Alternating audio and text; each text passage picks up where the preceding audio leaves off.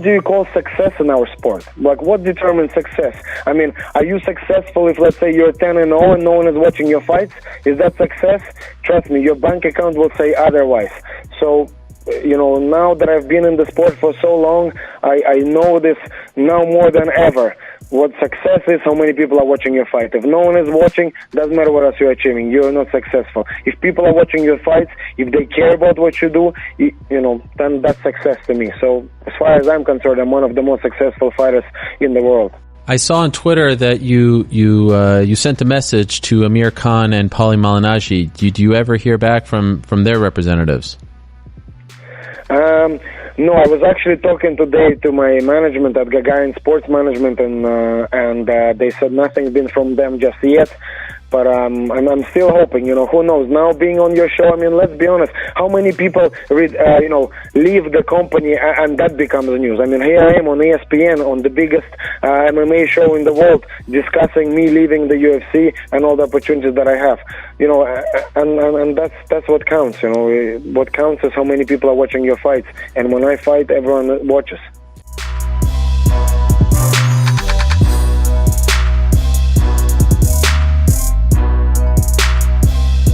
I still would like to see Dustin, although Aldo is certainly intriguing to me after what we saw this weekend, you know, but Absolutely. And the fact that this guy had the belt at 145 pounds for so long. You know, if there's one guy who deserves it after everything he's done in the sport, he will go down as a Hall of Famer. Jose Aldo deserves that second big money fight against McGregor. Yeah, I think so too.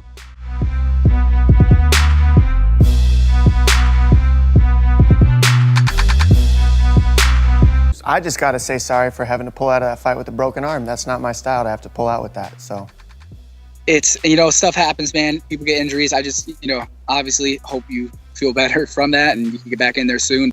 If they told me, you know, whatever, the next day, oh, we want you to fight Cruz, I'm going to say, no, I'm not going to fight Cruz. He ain't making it to the fight. You know, he got hurt with me. He got hurt with Lineker. I'll never fight that dude again. It's just fucking getting your hopes up. You're like, oh, I'm going to get to fight another legend. And he doesn't even make it to the fucking fight. I understand he's got injuries and stuff, and it sucks to be hurt. But it's frustrating. It's frustrating. Yeah, exactly. It's frustrating.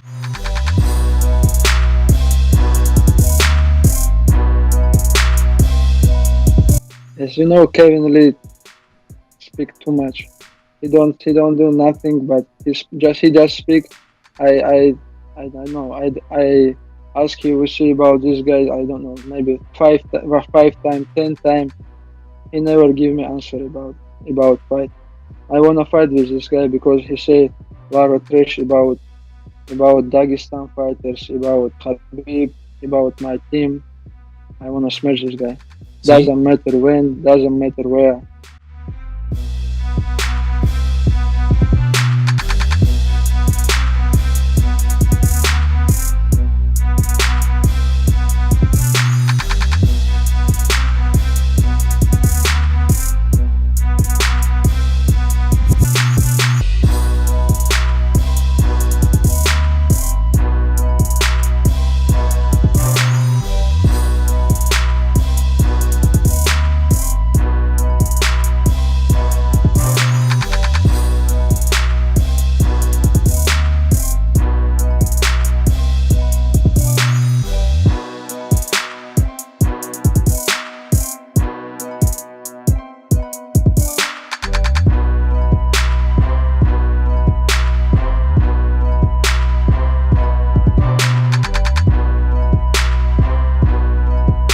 Hearing like it's like, oh my god, Anderson in this part would have destroyed him, this and that.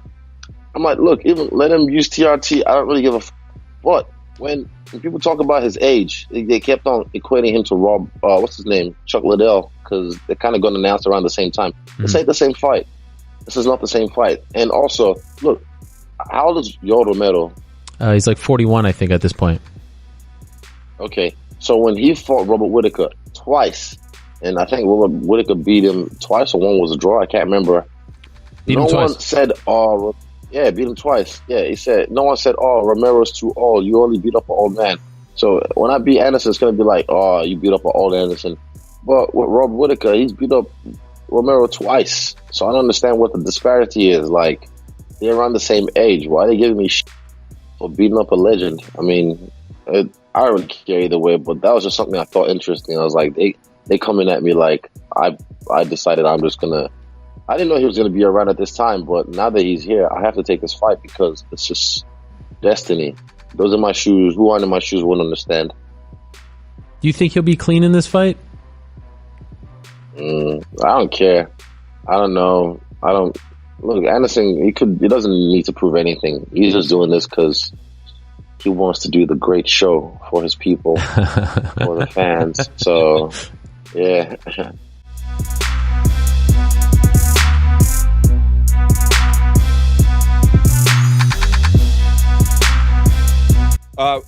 You said that other welterweights were saying no to opportunities with you? Well, I tried to get I was pushing Lawler really hard. I was pushing it. UFC was saying that it may or may not happen. Lawler was saying it was going to happen.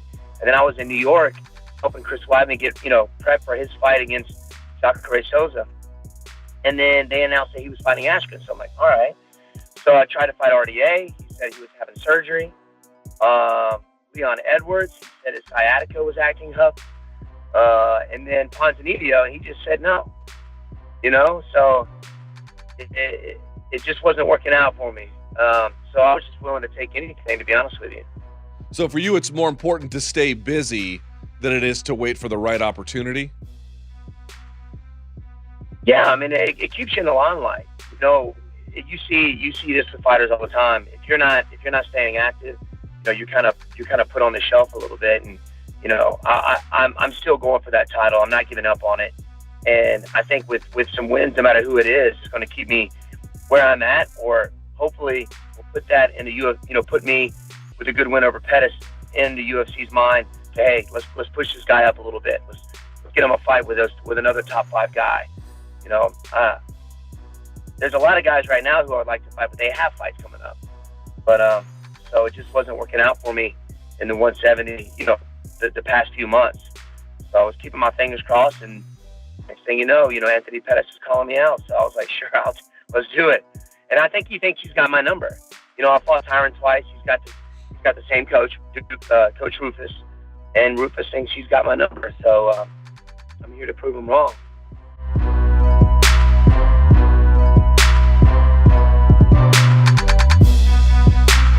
He wanted to make sure that I don't think he doesn't like me. Oh. And, it's irrelevant. It's irrelevant, Ariel. Like, I don't care if he matches me up with the toughest guys. Like, that's what I came for. I came to compete. Give me the toughest guys you got. I'm good to go.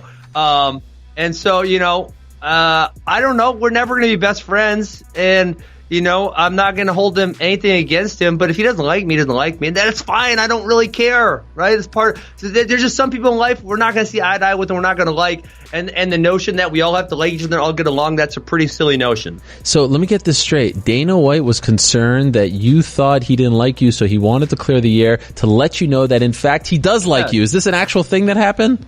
He said, Ben, I do not dislike you. There's nothing here.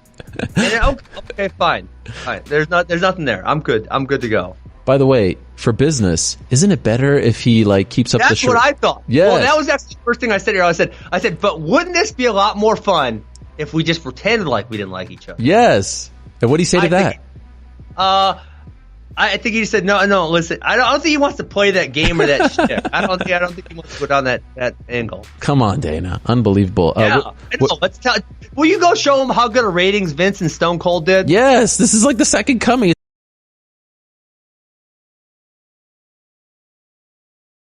America-Russia is always a great storyline. It always is. From since the Cold War. America and Russia. Think about that. Think about how it sells. Think about that. 165. 165 isn't happening. By that point, we're going to have 20-0 Ben Askren versus 27-0 Khabib. Someone's O's got to go. America versus Russia. Shut the fuck up. Fucking dumb you are. You don't even know what the fuck you're talking about. You couldn't be more wrong. He couldn't be more full of and it's absolutely not true. He makes me sick. I will get on his back and I will chant USA. No, you moron.